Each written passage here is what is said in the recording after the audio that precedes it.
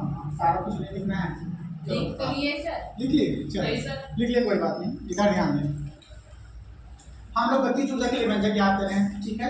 यहाँ पर क्या मान के चलता हूँ मैं, कोई एन द्रव्यमान की वस्तु मान के चलता हूँ, यहाँ पर क्या है, एन द्रव्यमान की वस्तु है, वो v वेग से क्या है बेटा, गतिमान है, मतलब इसकी जो वेलोसिटी है वो कितनी है, v है, मान के चलते हैं कोई भी v वेग से गतिमान है, उस पर F बल लगाया जाता है। वो गतिमान का वो क्या है, जब इस वस्तु पर क्या लगाया गया है, कोई बल लगाया गया तभी v वेलोसिटी से आगे बढ़ती है, जिससे उसमें उत्पन्न मंडल लिखा हुआ है, ध्यान से देना। मंडल किस कंडीशन में रहते हो, मंडल और त्वरण जुड़े हुए हैं, ठीक है। हाँ, त्वरण अगर बढ़ेगा तो मंडल का मान कम होता है, तो होता क्या है ध्यान देना, ठीक है।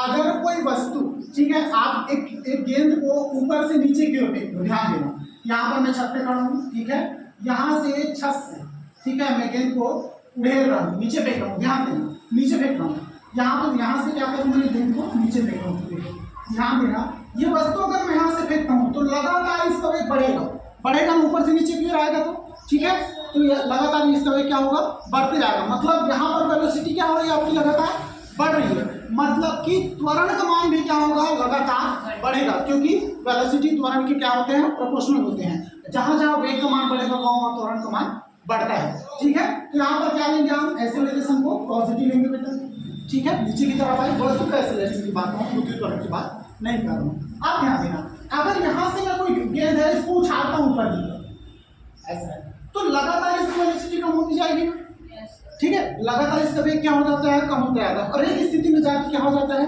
शून्य हो जाता है। तो ऊपर की तरफ फेंक रहे हैं तो उसका वेग बढ़ने का बजाय क्या हो रहा है, लगातार कम हो रहा है, यहाँ पर मैक्सिमम रहेगा जहाँ से आप छोड़ोगे, ठीक है, और वैसे जाते जाते कम होते हैं।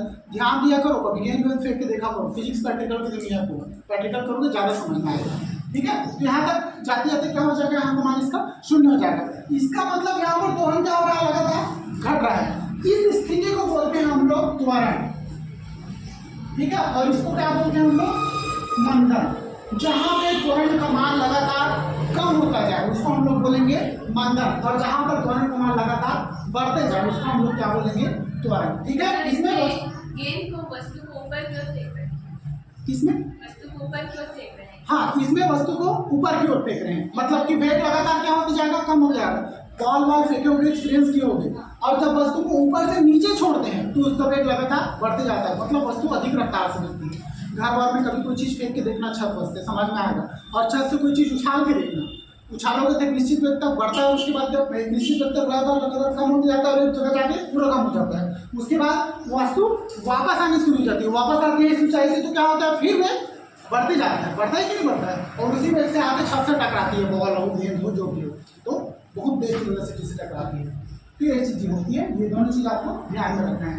यहाँ पर वही चीजें बोला गया है, एन द्रव्यमान की जो वस्तु विनिर्मित से गतिमान उस पर F बल लगाया जाता है, जिससे उसमें उत्पन्न मंदन एक मंदन उत्पन्न हो जाता है और वस्तु S दूरी तय करके रुक जाती है। तो यहाँ पर ध्यान देना, क्या बोले जा रहे हैं, ये वाला दूसरा कंडीशन है, ठीक है, ये वाला कंडीशन आपको समझ में आ गया।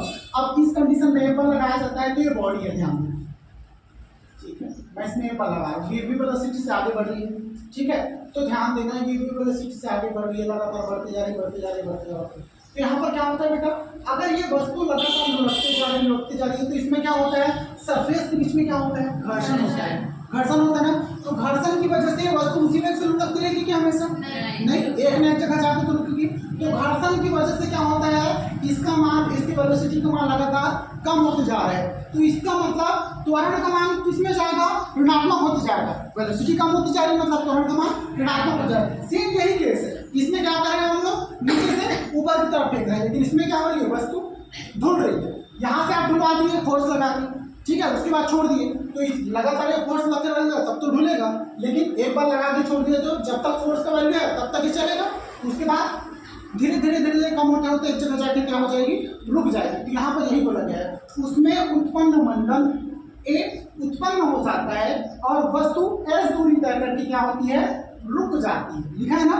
तो यहाँ से लेकर यहाँ तक जो वस्तु चली उसको हम लोग क्या बोले, S दूरी बोले, ठीक है, और इसमें जो त्वरण उत्पन्न होगा, ठीक है, उसको हम लोग माइनस वाला त्वरण दिए, जिसको हम लोग बोलते हैं मंदन। क्यों माइनस में दिए, क्योंकि लगातार इसके वेग का मान कम होते जाएगा तो त्वरण का मान भी क्या हो जाएगा, कम होते जाएगा। तो त्वरण का मान जहाँ भी कम होगा उस कंडीशन को हम लोग मंदन बोलेंगे। ठीक है, त्वरण मंदन एक ही चीज़ है, लेकिन जब भी ऋणात्मक लेते हैं हम लोग त्वरण को तो उसी को मंदन कहते हैं और कोई रीजन नहीं है। ठीक है, और आयोग से समझ में आ गया, थोड़ा आगे बढ़े। ठीक है, अब ध्यान दें गति के द्वितीय समीकरण से आप लोग जानते हैं m। ठीक है, फोर्स इज इक्वल टू कितना होता है, मास इनटू एक्सेलरेशन, मास मतलब द्रव्यमान इनटू त्वरण। अब ध्यान दें क्या चीज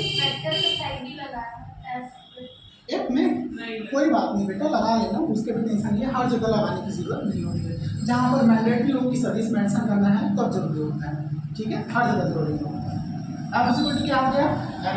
ठीक है, आप यहाँ पर ध्यान देना, यहाँ पर मैं त्वरण के मान को ऋणात्मक लिया हूँ ना, लिया हो नहीं लिया मंडल को, तो यहाँ पर अगर त्वरण को ऋणात्मक हो इसका मान क्या हो जाएगा, पूरा ऋणात्मक हो जाएगा। यहाँ पर अलग से लिखना पड़ेगा क्या, माइनस से करके नहीं लिखो, जब चलेगा ना माइनस से मल्टीप्लाई एम के साथ करोगे तो यहाँ पर कितना हो जाएगा माइनस एम, यहाँ लिखा हूँ इसीलिए मंडल। समझ में आ रहा है, आ रहा है बेटा, समझ में नहीं पहले पढ़ रहे हैं बेटा। यहाँ पे क्या हो रहा है, कोई भी अब वस्तु की जगह आप कार भी ले लो। ठीक है, कार एक निश्चित वेलोसिटी से चल रही है, चलो मैं मानता हूँ, यहाँ पर मैं मान लेता हूँ कोई कार है, ध्यान दें। ठीक है, ये निश्चित वेग से चल रही है, अचानक से सामने आपको यहाँ पर क्या दिखता है, ब्रेकर दिखता है। ठीक है, आप यहाँ से क्या करोगे, जिस भी वेलोसिटी से चल रही है, मान के चलता हूँ किसी भी वेलोसिटी से, अगर इसमें फोर्स लगा रहा होगा, फोर्स कौन लगाएगा, इंजन लगाएगा कितना का। आप यहाँ से ब्रेक मारो तो ब्रेक मारोगे तो इसका वेलोसिटी कम, इसका वेग कम नहीं होगा, इसकी वेग क्या है, रफ्तार कम हो जाएगा ना। तो यहाँ पर इसका वेग रफ्तार कम होगा तो घसीटते हुए जाके ब्रेकर के पास एकदम स्लो हो जाएगी। रफ्तार अगर कम हो रही है मतलब क्या हो रहा है, वस्तु का वेग कम हो रहा है, वस्तु का वेग कम हो रहा है बेटा, मतलब कि त्वरण क्या हो रहा है, त्वरण भी कम हो रहा है, त्वरण का मान कम हो रहा है।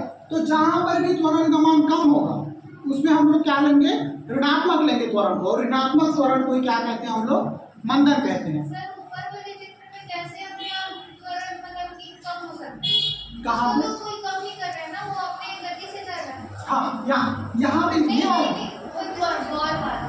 बॉल, हाँ त्वरण का मान ये कम कर रहा है, ये कौन है, सरफेस क्या है, घर्षण है। सरफेस में क्या होता है, घर्षण होता है बेटा। यहाँ से गेंद लुढ़कती है, ठीक है, तो गेंद लुढ़कती है, ऐसा बिल्कुल मत सोच रहे उसके मान को कोई कम नहीं कर रहा है। ये जो सरफेस है ना, ये इसका मान कम करता है। यहाँ पे ढुलवा दो, कोई मानता हूँ ढुलते जाएगी, फर्क नहीं पड़ेगा। ठीक है, लेकिन अगर यही सरफेस क्या हो, रेत का हो, तो मेरे को बताओ कितने देर तक गेंद को ढुला पाओगे, क्या यहाँ से वहाँ तक भेज पाओगे, रेत की सरफेस में भेज पाओगे क्या, नहीं। क्यों नहीं भेज पाओगे, रेत में, पत्थर में ज़्यादा दूरी तक जाएगी गेंद, लेकिन रेत में ज़्यादा दूरी तक जाएगी क्या, नहीं जाएगी। रीज़न क्या है, रेत में घर्षण का मान बहुत ज़्यादा होगा, तो गेंद ढुलेगी क्या ज़्यादा दूर तक, नहीं ढुलेगी, ये रीज़न है। तो ये सरफेस यहाँ पे कोई रोकना है ऐसा नहीं समझना है, यहाँ पे कौन रोक रहा है, सरफेस में घर्षण हो रहा है। ठीक है, अभी घर्षण बढ़ गया हो, मैं ये चीज़ स्पष्ट बताया हूँ। यहाँ पर कोई भी वस्तु चलती है तो इसके अपोजिट डायरेक्शन में घर्षण लगता है, बताएंगे तो। चिकनी सतह में भी घर्षण होता है बेटा, हर जगह घर्षण है। ठीक है, कहीं पे घर्षण का मान ज़्यादा है, कहीं पे कम है।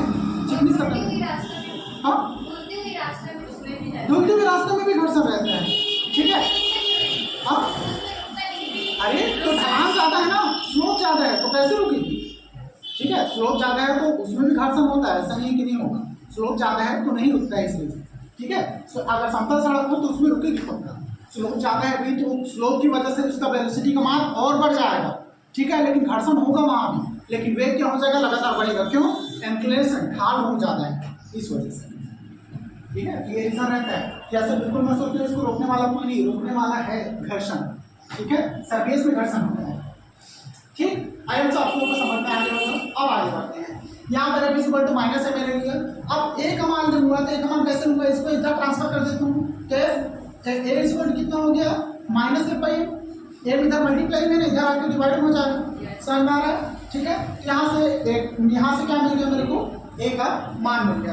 अब मैं कोई समीकरण चॉइस करना चाहता हूँ जिसमें ए का मान है, तो मैं तृतीय समीकरण को चॉइस करूँगा। ठीक है, हालांकि मेरे फर्स्ट समीकरण में मिलेगा, सेकंड में मिलेगा। ठीक है, लेकिन फर्स्ट समीकरण में मेरे पास क्या है, b = u + at है, तो यहाँ पर u है क्या मेरे पास, नहीं है, तो इस वजह से नहीं सेलेक्ट किया। यहाँ पर देखो, यहाँ पर क्या है मेरे पास, v है, u भी, यहाँ भी u नहीं है, लेकिन यहाँ पर a है और s भी है। ठीक है, बोला गया है यहाँ पर वस्तु क्या होती है, s करके रुक जाती है, इसी वजह से समीकरण को मैं प्रेफर कर रहा हूँ। ठीक है, तो v² = कितना हो गया, u² + 2x। ठीक है, अब यहाँ पर ध्यान देना, यहाँ भी है। अब यहाँ यहाँ पर कंडीशन देखते हैं, मान के चलते हैं प्रारंभिक वेग v से वस्तु s दूरी तय करके रुक जाती है, ठीक है। अब ध्यान देना, ये जो वस्तु थी ये किसी न किसी रफ्तार से चल रही थी, ये वाला गाड़ी देखिए, अब गाड़ी बदल देते हैं, ठीक है। यहाँ से फोर्स लगाई, किसी न किसी रफ्तार से चल रही होगी, चल रही थी, ठीक है। तो यहाँ पर इस वेलोसिटी को मैं क्या मान लेता हूँ, v कैलकुलेट करता हूँ, ठीक है। आप ध्यान देना, यहाँ पर प्रारंभिक वेग v ले लिया, वस्तु s दूरी तय करके रुक जाती है, अतः अंतिम वेग क्या हो जाएगा इसका, 0 हो जाएगा। अब भाई कोई भी बॉडी है चलते चलते रुक गई, तो रुकने के बाद क्या हो जाएगा, उसका फाइनल वेलोसिटी 0 हो जाएगा। तो यहाँ पर इस समीकरण के हिसाब से, ठीक है, इस समीकरण को पुट करो, ये समीकरण क्या आपको u स्क्वायर प्लस 2a, ठीक है। अब अंतिम वेग क्या हो गया इसका 0, अंतिम वेग को v से लिए, यहाँ पर कितना हो गया बेटा 0, ठीक है, इज इक्वल टू यहाँ पर देखना प्रारंभिक वेग को भी हम लोग v से ही डिनोट कर रहे हैं, ठीक है, क्योंकि प्रारंभिक वेग से चल रहा है। हालांकि इस समीकरण के हिसाब से मुझे ऐसा लगता है कि इसको ये से डिनोट करना चाहिए, ठीक है, लेकिन फाइनल जो कंक्लूजन निकाला गया है ना इसके लिए गति सूत्र के समीकरण के लिए, उसमें v का इस्तेमाल किया गया है, लेकिन आज हमसे इसको u भी लेना चाहिए था, लेकिन बुक में नहीं लिया गया, v के फॉर्म में लिया गया, तो इसको v के फॉर्म में लेकर चलेंगे, तभी हमारा सही समीकरण निकलेगा, ठीक है। तो इसको मैं u की जगह क्या ले रहा हूँ, v स्क्वायर ले रहा हूँ, v रख दे रहा हूँ u की जगह, ठीक है, क्योंकि यहाँ पर प्रारंभिक वेग v लिया ना, ठीक है, यहाँ पे लिखा हुआ है प्रारंभिक वेग v से वस्तु s दूरी तय करके रुक जाती है, तो v स्क्वायर प्लस 2, एक मान कितना है आपके पास -8 इनटू क्या हो गया s, ठीक है, निकालना किसका मान है देख लेते हैं अभी, v स्क्वायर f का मान निकालना। चलो अब ध्यान देगा, इसमें क्या कर रहा हूँ, इसको एक स्टेप और कर लेता हूँ, v स्क्वायर प्लस, ठीक है।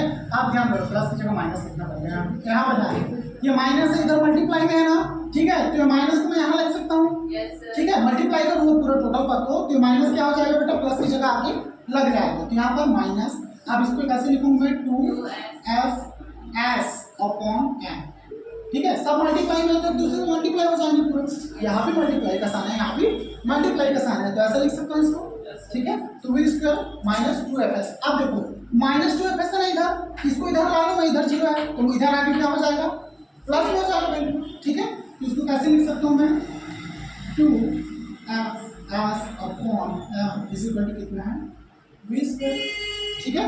अब ध्यान देना यहाँ पर क्या कर रहा हूँ, अब इसको क्या कर रहा हूँ मैं, इसको इधर मल्टीप्लाई कर देता हूँ, तो fs का मान कितना हो जाएगा, ध्यान देना fs is equal to m v, m को इधर में जाके मल्टीप्लाई हो जाएगा, इधर डिवाइड में है ना, इधर जाके मल्टीप्लाई हो जाएगा, तो इसको मैं क्या लिखूंगा m स्क्वायर अपॉन, ध्यान देना इधर क्या है 2 मल्टीप्लाई में है, इधर आके डिवाइड हो जाएगा, ओके ना, ठीक है, ये डिवाइड हो गया, ठीक है। तो fs का आपका मान कितना आ गया, एक साथ ये समझ तो जाओगे ना, चलो इसको मैं लिख देता हूँ fs इज इक्वल टू कितना हो जाएगा 1/2 m v स्क्वायर, ठीक है। इसको ऐसा लिख सकते हो, नहीं लिख सकते, ये 1/2 ही है, ठीक है, इसको 1/2 m v स्क्वायर, ये गति ऊर्जा का समीकरण है। अब इसको रिलेट करते हैं हम लोग, ठीक है। अब ध्यान देना एफएस किसका वैल्यू है, याद करो एफएस किसका वैल्यू है, कार्य का वैल्यू है, एकदम सही, ठीक है। कार्य इक्वल टू क्या होता है, बल गुणे विस्थापन, तो यहाँ पर मैं W लिख सकता हूँ ना, ठीक है। तो W इक्वल टू मैं क्या लिख सकता हूँ इसको, F(s) is equal to 1/2 m square, ऐसा भी लिख सकता हूँ ना, ठीक है, क्योंकि W इक्वल टू Fs ही होता है, ठीक है। अब इसको ऐसा लिख सकता हूँ मैं, W इक्वल टू कितना हो गया 1/2 m, ठीक है, ये निकल गया आपका काम, ठीक है। आप ध्यान देना यहाँ पे एक बॉडी है, उसको लिखने के बाद में यहाँ पे लिख देना यही बस गति ऊर्जा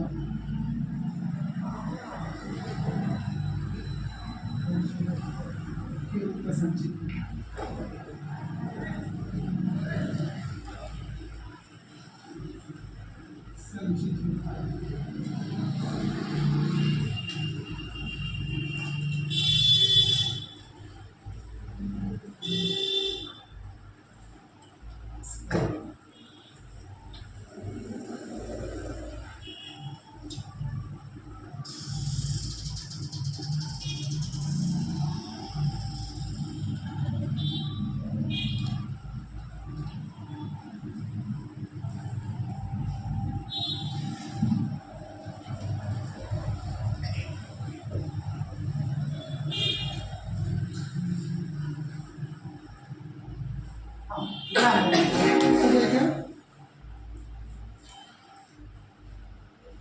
लिख रहे हो? यहाँ पे समझ, हाँ यहाँ पे देखो, ये W इक्वल टू एफ तो ऑलरेडी समझ में आता होगा। तो W इक्वल टू कितना हो गया 1/2 mv स्क्वायर। तो ये क्या हो गया, यही क्या आपका कार्य है। W इक्वल टू क्या है 1/2 mv स्क्वायर, देते थे ना। तो यही चीज है बेटा, यही जो इक्वेशन आएगा ये वस्तु में क्या होता है, गतिज ऊर्जा के रूप में क्या होता है, संग्रहित होता है। अगर वस्तु गति में है तो इसी को आप लोग क्या लिखोगे, ठीक है, गतिज ऊर्जा के फॉर्म में लिखोगे। यही क्या है, यही वस्तु में गतिज ऊर्जा के रूप में संचित होता है।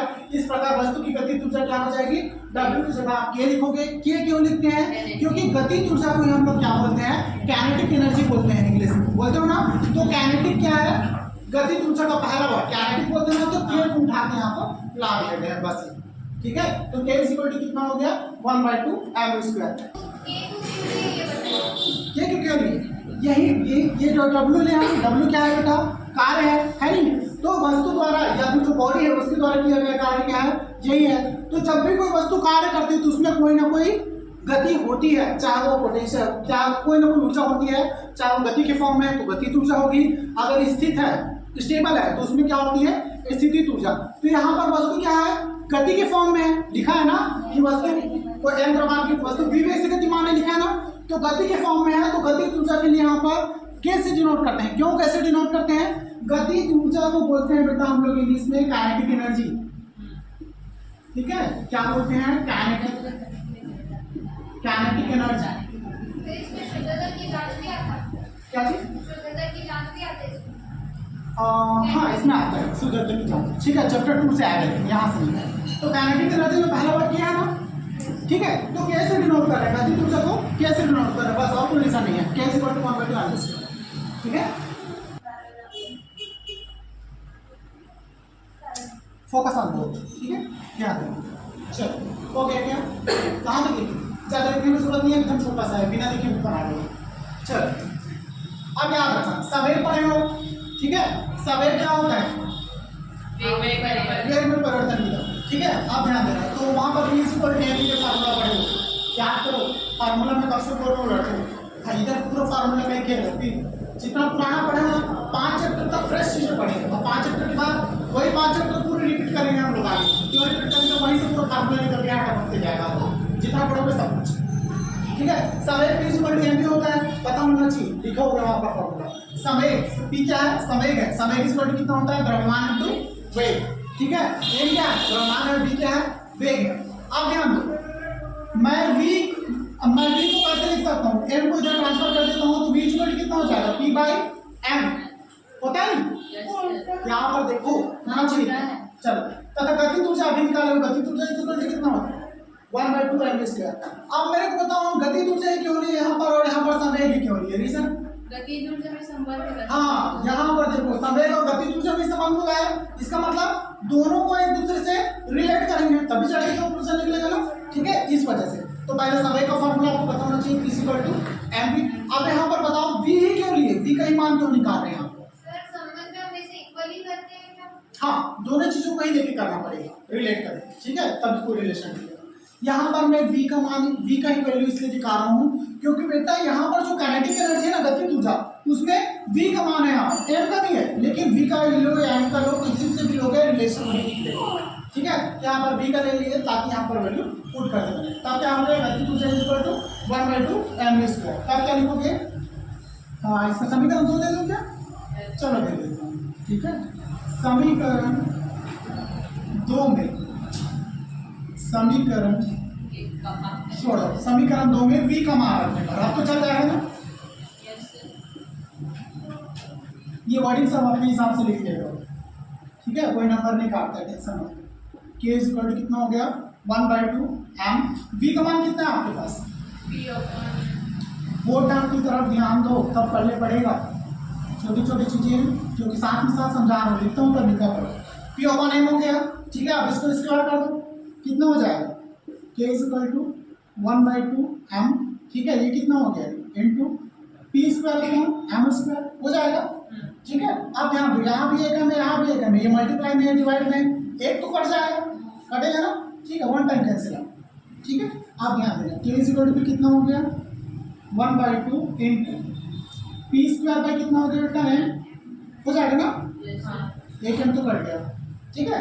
चलो अब क्या करो, हाँ ठीक, इसको मैं ऐसा लिख सकता हूँ कि इस इक्वल कितना हो गया, पी स्क्वायर अपॉन 2m, ये तो चलेगा। Yes sir. ठीक है, अब ध्यान दो, इसको इधर मल्टीप्लाई कर दो। ठीक है, तो पी स्क्वायर इक्वल कितने लिख सकता हूँ मैं, 2m के लिख सकता हूँ।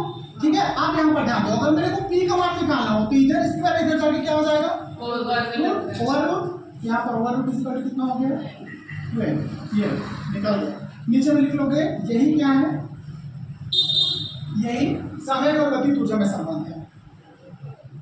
क्या आता है क्वेश्चन, ठीक है, और मुझे ऐसा लगता है निकाल लोगे।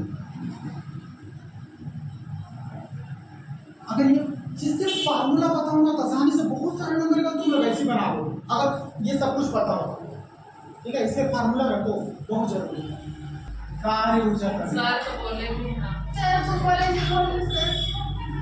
ठीक है, और इसको एकदम आसान मेथड से करने की कोशिश करते हैं, ज़्यादा खतरनाक नहीं करेंगे इसको। बुक में अलग तरीके से दिया है, हम लोग किस तरीके से लेंगे पता है, जो डेफिनेशन लिखा है, ठीक है, उसी से हम लोग डायरेक्ट फार्मूला क्रिएट करके इसको बनाएंगे। ठीक है, बुक में दूसरे तरीके से बनाया गया है। बुक इसमें क्या लिखा गया है, किसी वस्तु में लगाया गया बल द्वारा किया गया कार्य, ये वर्ड देखो क्या लिखा गया है, कार्य उस वस्तु की गति ऊर्जा में परिवर्तन के बराबर होता है। यहाँ पर वर्डिंग पे ध्यान दो, वर्डिंग जो लिखा है उसी से हम लोग फार्मूला क्रिएट करते हैं। क्या बोला गया है, किसी वस्तु में लगाया गया बल द्वारा किया गया कार्य, कार्य मतलब W, ठीक है, उस वस्तु में गति ऊर्जा के परिवर्तन के बराबर होता है। मतलब कि कार्य किसके बराबर होता है, गति ऊर्जा के बराबर होता है। तो मैं डायरेक्ट यहाँ पर क्या लिख देता हूँ, W क्या लिख देता हूँ, गति ऊर्जा क्या है, ठीक है, लेकिन यहाँ पर क्या बोला गया, परिवर्तन के बराबर होता है। ठीक है, किसी भी चीज में परिवर्तन मतलब कि चीजें बदल रही है तो समेशन है, मतलब कि क्या हो रहा है, लगातार गति ऊर्जा में परिवर्तन हो रहा है। तो डिफरेंट टाइम में उसकी क्या होगी, डिफरेंट गति ऊर्जा होगी। तो गति ऊर्जा में परिवर्तन को बेटा मैं यहाँ पर डेल्टा से शो कर सकता हूँ। ठीक है, अलग अलग चीजों में परिवर्तन हो, ये चीज दिखाया हूँ ना, जहाँ पर चीजों में परिवर्तन होता है, वेग में परिवर्तन होता है, उसको डेल से शो करते हैं, समेशन। ठीक है, यहाँ पर ध्यान दो क्या हो रहा है, W में क्या लिख सकता हूँ, उसको डेल के लिख सकता हूँ। ठीक है, अगर मैं गति ऊर्जा बोल रहा हूँ, यहाँ पर ये वस्तु है, ठीक है, यहाँ से लेके मैं मान के चलता हूँ वस्तु कहाँ पर गई, यहाँ, ठीक है, तो यहाँ पर क्या हो गया, मैं मान के चलता हूँ वस्तु जब यहाँ पर थी तो इसकी गति ऊर्जा कितनी थी बेटा, क्या होगी, तो यहाँ पर जब वस्तु यहाँ पर है तो इसकी गति ऊर्जा कितनी होगी, क्या। मैं मान के चलता हूँ, ये भी कह सकता मैं कि कौन सा बड़ा है कौन सा छोटा है, ये मुझे नहीं, ठीक है, लेकिन इतना पता है पहले पोजीशन में वस्तु यहाँ पर थी, इसकी गति ऊर्जा यहाँ पर कुछ नहीं होगी, और दूसरे कंडीशन में यहाँ पर थी वस्तु, अभी दोनों से कंडीशन में क्या वस्तु गतिमान है, मतलब कि या मान के चलिए यहाँ पर आ रही हो, इस पोजीशन में वस्तु की गति ऊर्जा K1 है और इस पोजीशन में वस्तु की गति ऊर्जा K2 है। ठीक है, यहाँ पर डेल कितना हो गया, W कितना हो गया, डेल के, तो यहाँ पर गति ऊर्जा में परिवर्तन है डेल के।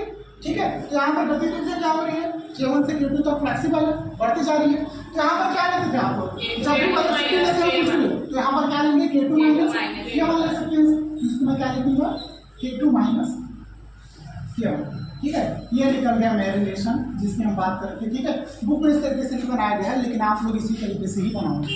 ठीक है, चलो यहाँ से एक रिलेशन निकल गया।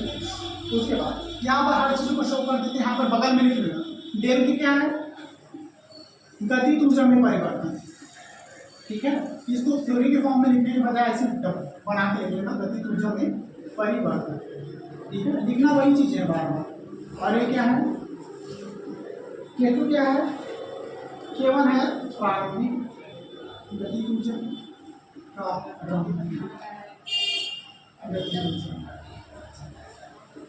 लिखोगे तो लिखते जाओ, जहाँ पर एक्सप्लेन करना रहेगा मैं करूँगा। और ये क्या है, अंतिम गति ऊर्जा।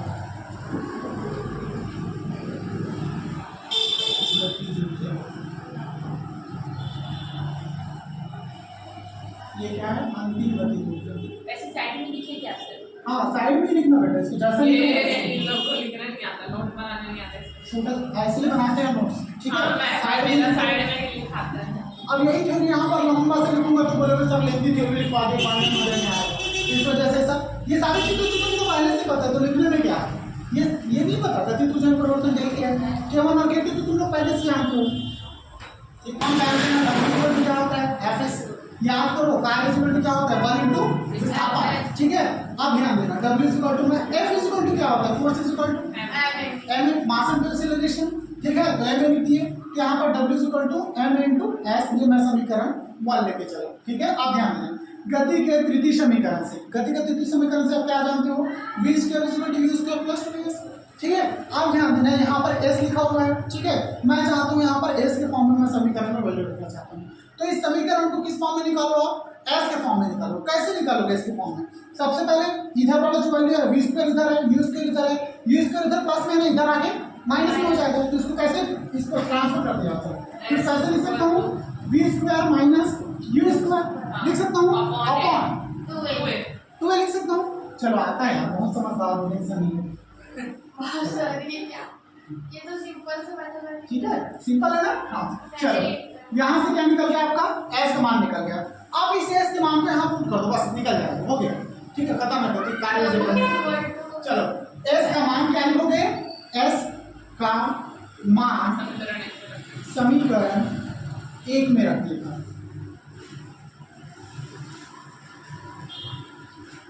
ठीक है। तो W इज इक्वल टू क्या हो गया, m a इंटू एस क्या है आपका,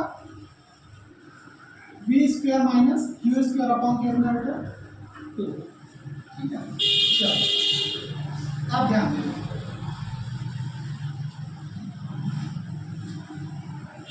यहाँ पर ध्यान दो, यहाँ पर देखो इधर है डिवाइड में है ना, और इधर किसमें है, मल्टीप्लाई में है, तो ऐसे एक काट दे, तो कट गया, ठीक है। अब जो चीज बचा उसमें चलो W इज इक्वल टू कितना बच गया आपके पास, m v square minus u square upon कितना है 2, है कि नहीं है, ठीक है। तो देखो ये तो मल्टीप्लाई में, तो दोबारा मल्टीप्लाई में नीचे में 2 है। अब चलो इसको पूरा पूरा मल्टीप्लाई कर दो अंदर में, कितना कैसे लिखूंगा इसको मल्टीप्लाई करके, m v स्क्वायर अपॉन कितना हो गया 2 माइनस, ठीक है, थोड़ा नीचे करते हैं इसको, W स्क्वायर में क्या लिख सकता हूँ इसको, m v स्क्वायर अपॉन 2, बीच में माइनस है, ठीक है। फिर हमको मल्टीप्लाई यहाँ पे करो, कितना हो गया m v स्क्वायर अपॉन 2, ठीक है। चलो अब इसको मैं कैसे लिख सकता हूँ, और ध्यान दो, इसको मैं ऐसा भी लिख सकता हूँ, इसको चलो यहाँ पर ध्यान देना, ठीक है। अब क्या करेंगे, इसको मैं ऐसा लिख सकता हूँ, W is equal to 1/2 m v square, ठीक है, माइनस 1/2 m u स्क्वायर, ठीक है। तो यहाँ पर W इज इक्वल टू मैं इसको लिख सकता हूँ, m v स्क्वायर क्या हो गया, m v स्क्वायर को मैं K2 लिख सकता हूँ, क्यों लिख सकता हूँ, क्योंकि v क्या है, फाइनल वेलोसिटी है, और u क्या है, इनिशियल है, ये अंतिम वेग है, और ये क्या है बेटा, प्रारंभिक वेग है। तो यहाँ पर W इज इक्वल टू मैं क्या लिख सकता हूँ, K2 माइनस K1 लिख सकता हूँ। अब कितना समझ में आ रहा है, आ रहा है ना, v है बेटा, फाइनल वेलोसिटी है, फाइनल वेलोसिटी मतलब इसी को K2 लेके चले थे हम लोग, लेके चले, यहाँ पर डायग्राम बनाया था तो लेके चले ना, और ये क्या है माइनस K1, तो यहाँ W इज इक्वल टू मैं इसको डेल के भी लिख सकता हूँ, लिख सकता हूँ ना, K2 माइनस K1 है, गति ऊर्जा में परिवर्तन है, यहाँ पे लिखे हो आप लोग देखो, ठीक है। तो ये क्या निकल गया, W is equal to del के निकल गया, ठीक है। तो जो थ्योरी आप लिखे थे इस थ्योरी का मतलब यही था ना, ठीक है। तो उसको हम लोग प्रूव करके वही लिया है वापस। लास्ट लाइन लिख लेना, क्या लिखोगे, बल द्वारा किया गया कार्य इज इक्वल टू गति ऊर्जा में परिवर्तन। चलो यही क्या है बेटा, कार्य ऊर्जा प्रमेय है ये, W is equal to del.